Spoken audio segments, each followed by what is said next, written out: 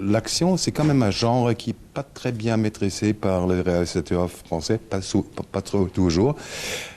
Mais vous avez donné un mélange qui est assez magique. C'est pas un film d'action qui essaye à imiter les films américains. C'est quoi votre recette? Oui, c'est vrai qu'en France, on n'est pas beaucoup à essayer ce type de film, c'est-à-dire des films d'action. Après, c'est aussi un film d'action à base d'êtres humains et de cœur. C'est-à-dire que c'est avant tout une histoire d'amour, je pense. Voilà, et pas une comédie, contrairement à mon camarade qui rit. Non, c'est un peu comme mes autres films, c'est-à-dire que c'est un film avec. Attendez, on va recommencer. Oh, c'était pas. C'est très très difficile. Mais c'est pas grave du tout. C'est la vie de rire. On n'est pas. S'il y a un fou rire, il y a un fou rire à l'écran. Qu'est-ce qu'il faut faire à lui empêcher à rigoler? Et il est complètement déconcentré. Mais oui, je sais, mais alors parce que moi je suis pas comédien, moi c'est rare comme ça que je m'exprime, donc c'est plus compliqué. Mais pour répondre à votre question, effectivement, c'est ouais non parce que j'ai une scoliose, monsieur.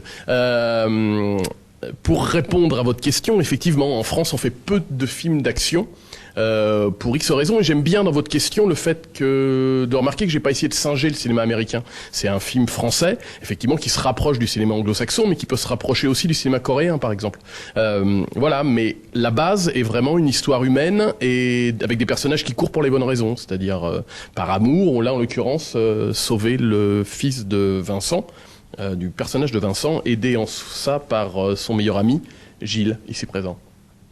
C'est aussi, j'ai vu déjà des films d'action américains, et c'est vrai, les héros américains, ils sont un peu plus musclés, je trouve, et dans les combats, ils sont immortels. Alors c'est aussi pour un acteur, je peux imaginer, bon, c'est difficile à trouver le physique d'un acteur américain, mais c'est aussi très difficile à trouver, je pense, cette mélange entre rester fragile et rester pressante physiquement.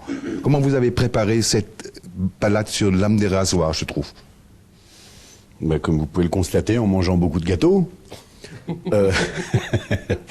ben non, en m'entraînant beaucoup, mais surtout, on a déjà difficilement du mal à faire croire aux films d'action en France, parce que c'est pas dans notre tradition, comme vous l'avez justement dit. Donc, il serait encore plus difficile de faire croire aux Français qu'ils ont affaire tout d'un coup à des héros bodybuildés, parce qu'on ne sera jamais Vincent et moi, qu'on ne serait pas proche de la réalité. La qualité première du film de Fred, c'est qu'on fait un... Il arrête pas à rigoler. Ouais. On fait un film d'action à la française avec nos décors, avec nos personnages, avec notre méthode. On a beaucoup de mal avec les héros en France. C'est une tradition, on n'est pas un peuple très héroïque. Je ne suis pas d'accord du tout avec ce que vous avez dit avant, je suis désolé. Vous dites que les acteurs américains sont plus costauds et plus grands que nous. C'est justement la définition absolue du cinéma. C'est ce que vous croyez, parce que avant d'être un intervieweur et un journaliste, vous êtes un spectateur. Or, les plus grandes stars américaines m'arrivent tous là. Matt Damon est tout petit, Tom Cruise est tout petit, et Sylvester Stallone est tout petit aussi. Donc c'est archi faux. C'est ça qui est formidable. Et c'est donc, ça donne raison au cinéma d'action, ça donne raison au mythe du cinéma. C'est que suivant la façon dont on filme, on peut faire croire qu'un acteur est très costaud, très grand et court très vite, alors que ça n'est pas tout le temps le cas. Et personnellement, physiquement, je pense que je suis plus costaud qu'eux. Et pourtant, parce qu'on passe par le prisme français, il y a comme ça une décision qui est prise, que le cinéma américain est un cinéma d'action absolument incroyable et le cinéma français est plus cheap, pour employer un mot anglais pour Euronews. Et ce qui me plaît dans le film de Fred Cavaillé, ce qui m'a plu au scénario, et ce qui m'a plu pendant le tournage, et ce qui m'a plu quand j'ai vu le film, c'est que les gens sortent et pensent exactement ce que moi je pense, et c'est pas péjoratif, on dirait un film à l'américaine. Et donc, je suis content parce que j'ai pas toujours envie de leur ressembler, voire même rarement, parce que je ne pense pas qu'ils soient les meilleurs dans tous les genres de cinéma. Mais en ce qui concerne le cinéma d'action, c'est vrai qu'ils sont les référents. C'est comme ça. Ils ont un savoir-faire, ils ont l'économie qu'il faut, ils ont quelque chose qui fait que ils ont des décors inouïs, ils ont une chance incroyable d'avoir des voitures américaines, des immeubles américains, des avenues américaines, des villes avec des déserts, c'est fou ce que ne serait-ce que le décor américain amène à la dramaturgie. Et je trouve que dans ce film, moi je pense que c'est le film d'action le plus incroyable que j'ai vu en France, en langue française. Oublions le fait que nous soyons dedans, je le dis très très sincèrement, j'aimerais ne pas être dedans pour pouvoir dire, en tant que spectateur, que c'est ce que j'ai vu de mieux en France. Et je suis content d'être dedans, parce que je suis très fier de ce film. Mais c'est vrai que c'est la première fois qu'on rivalise vraiment avec le cinéma d'action pur et simple, avec en plus une psychologie derrière, qui est la patte de Fred Cavaillé, où il y a quelque chose de quotidien, d'humain entre les protagonistes. Ça parle d'amitié aussi, ça parle d'un couple qui va peut-être se remettre ensemble, et ça parle surtout de défendre un enfant, et jusqu'où un homme, voire deux hommes, un homme et son meilleur ami, son complice, sont capables d'aller, voire à tout prix, pour sauver la vie d'un enfant. Ce film je serais de langue ni française ni anglaise. Il y aurait l'exotisme, et je penserais que c'est un film américain. Si je l'entendais en anglais, je n'aurais je me poserais aucune question. Et donc c'est en ça la réussite. Et donc je suis très content de ça. Voilà, moi personnellement. C'est ce que je dis au début, j'ai bien aimé le film. J'ai bien aimé le film, il est super, parce que exactement, vous jouez un caractère qui fait un voyage émotionnel. Rarement, peut-être dans les vieux films américains, on trouve le héros où c'est permis, il veut faire un voyage. Vous êtes à un moment dans le film, certainement au début, très fragile, et pendant le film, vous avez tout un voyage, et ça, exactement, cette liberté pour un jeu d'acteur, on trouve moins dans le film des Américains, je pense. Et bien sûr, les Américains ont de jolies voitures, mais vous avez des Peugeot, non? Citroën, c'est super, c'est magnifique. Moi, je préfère les Mercedes, c'est les Porsche, c'est pas grave. Pour vous, le jeu d'acteur... On peut rire, parce que vous dites quelque chose. C'est comme ça. À votre humour, quand même. Oui, Ah bon? je suis humoralement, attention. Et c'est pas tous les jours en plus qu'on est interviewé par Lénine. Non mais c'est vrai. Ouais. Donc je fais un retour dans l'histoire quand même. Vous imaginez pour moi, tout d'un coup, ce que c'est. C'est quand même un choc. C'est un choc. Il faut nous excuser. On peut revenir au sérieux, sinon ils vont me virer. La part sérieuse de ce film, c'est moi. Mais c'est aussi français, ça, de rigoler un petit peu et de désacraliser les choses, et voilà. On parle de choses d'acteurs parce que aujourd'hui, de plus en plus, les Américains, il y a beaucoup de réalisateurs, ils n'ont jamais appris à travailler avec des acteurs. Ils ont appris à faire péter des hélicos, mais il y a très peu de réalisateurs qui savent travailler avec des acteurs. Où est-ce que vous avez appris à travailler avec des acteurs? Ben, j'ai appris sur mes 2 films précédents, c'est-à-dire après je pense qu'on s'améliore au fur et à mesure. Après le travail avec Vincent et le travail avec Gilles est beaucoup moins difficile parce que je les connais très bien, ils me connaissent très bien. Donc je dirais mon travail a débuté le jour où j'ai choisi Vincent pour mon premier film et où j'ai choisi Gilles pour mon second film. Après on se connaît très bien, qu'on se parle assez peu. Voilà, après s'ils ont des questions sur l'histoire et leur personnage, où il peut aller, je peux y répondre, mais c'est vrai qu'en règle générale j'interviens assez peu parce qu'ils me sollicitent assez peu. Qu'est-ce qu'on fait? Parce que vous avez travaillé plusieurs fois ensemble. Comment on fait pour pas livrer ce qu'on a déjà livré dans les autres films? Bien sûr, c'est toujours une autre histoire, c'est toujours un autre caractère, mais les acteurs sont parfois un peu feignants. Alors comment on se donne un peu pour sortir ce qu'on a déjà montré? Moi, en ce qui me concerne, le personnage... C'est la première fois que je travaille avec Vincent. Hein. Bon, là, c'est le 2e film que je fais avec Fred, mais en ce qui me concerne, le rôle est diamétralement opposé. Diamétralement opposé. Parce que dans le premier film, je subissais, j'étais passif, et là, je suis très actif. Je vais à l'encontre de l'histoire, je suis un membre actif de la narration. Donc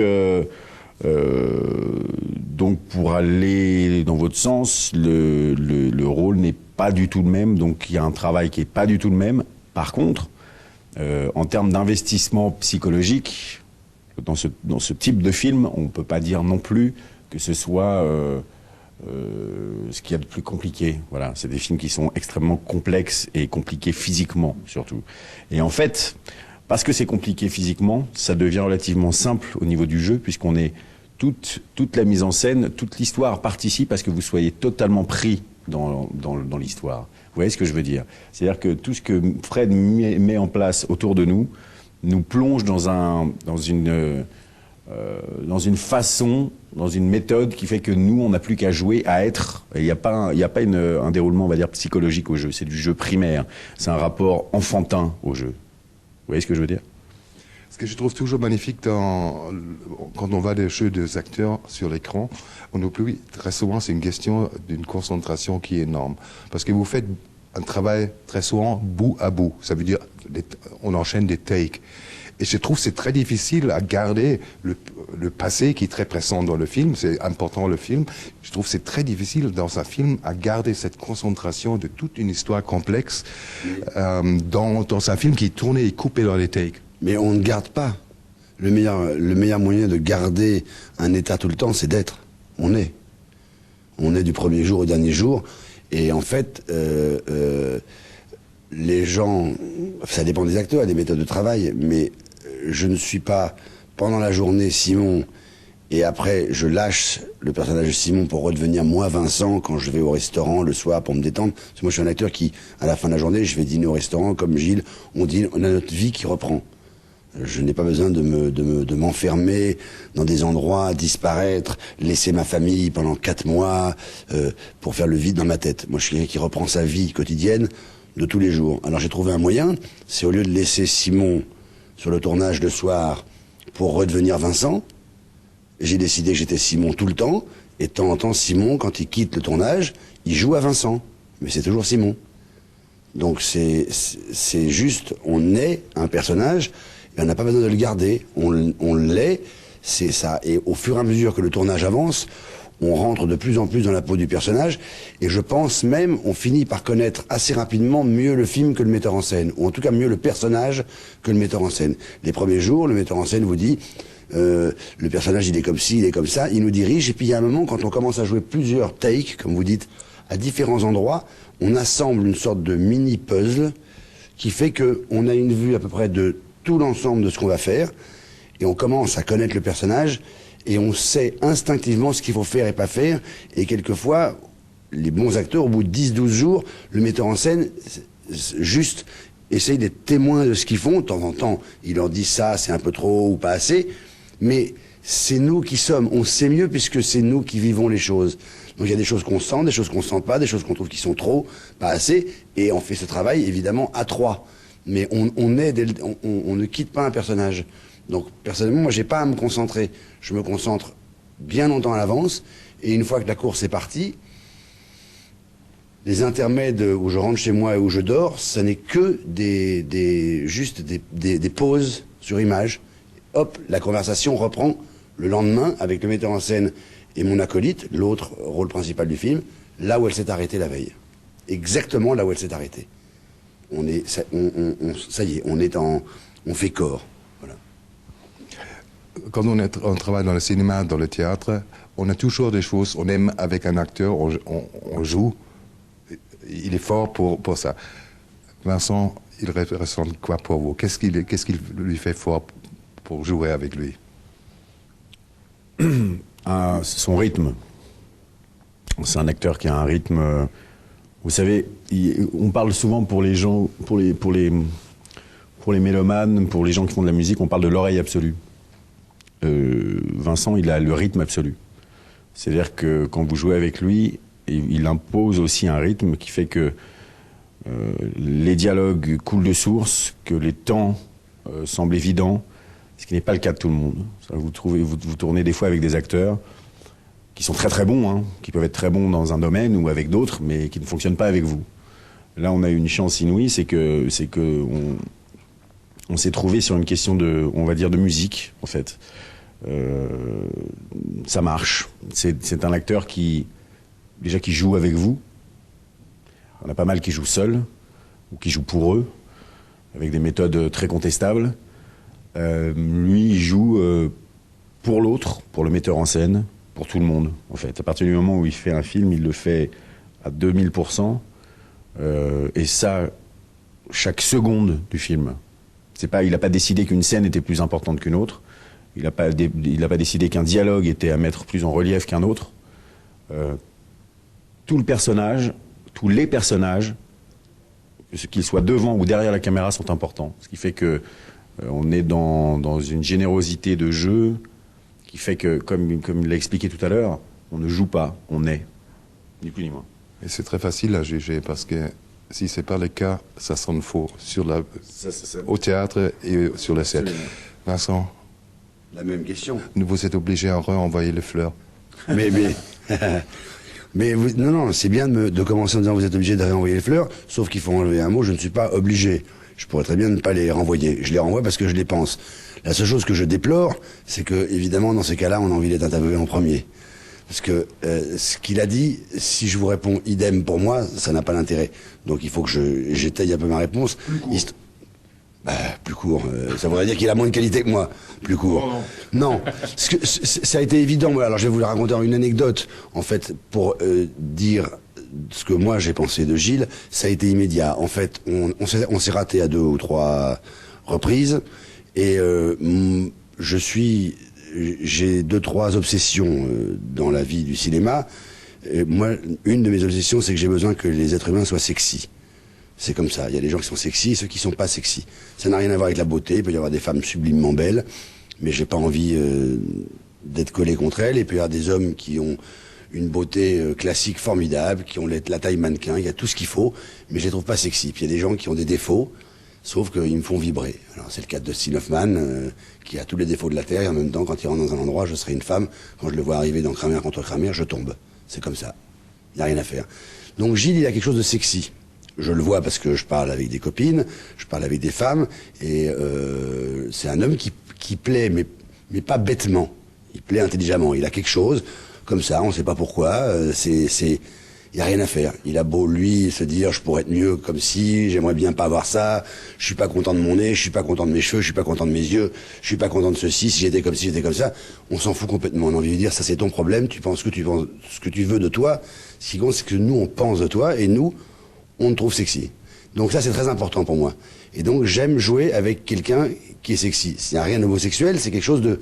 Ça m'attire, ça m'excite, ça me plaît. Voilà, c'est la première chose. Et donc, quand je suis sorti de la voiture le jour de la première scène, je me souviens que c'était la première fois qu'on allait échanger une phrase filmée. Avant, on a beau se dire, on va arracher la baraque, tu vas voir, on va faire un film d'enfer, ça va être un malheur. Tout ça, c'est du blabla. À un moment, le metteur en scène dit moteur, il est 12h04, c'est le premier jour de tournage. Moteur, je suis à côté de lui, il est au volant, je suis à côté, et je le cache pas, j'ai la moitié de mon cerveau qui est en train de jouer la comédie, et l'autre qui fait pourvu que ça me plaise, pourvu qu'il me plaise, pourvu que je lui plaise et pourvu qu'il me plaise. Mais avant de savoir si je vais lui plaire, pourvu qu'à moi il me plaise. Il a dit la première phrase, je me souviens très bien, parce que les acteurs, ils ont plusieurs cerveaux qui travaillent en même temps. Il y en a un qui est très sincère, qui joue la comédie, il y en a un autre qui entend tous les bruits qui se passent autour, il y en a un troisième qui voit tout ce qui se passe, comme ça, qui voit très bien ce qui se passe là-bas et là-bas. Il y en a un quatrième qui voit la tête du metteur en scène, s'il est content ou pas content. Il y en a un cinquième, s'il y a un tout petit début de pluie sur le pare-brise qui fait merde, on va couper la prise, c'est dommage parce que j'étais bien. Il y en a un sixième qui dit la phrase est bien arrivée, je vais laisser 4 secondes. Il y en a un septième qui fait je vais encore attendre 2 secondes. C'est Steve Austin. Il se passe 12 000 trucs là-haut. Et un de mes cerveaux, un des 17 cerveaux ultra sur le coup, m'a dit ah, j'aime bien comment il parle lui, c'est bien. C'est pile ce que je voulais entendre. C'est arrivé genre... Et ça s'est posé... Sa phrase, elle s'est posée genre... sur ma piste d'atterrissage, de façon à ce que moi je puisse redécoller et lui renvoyer comme j'ai envie.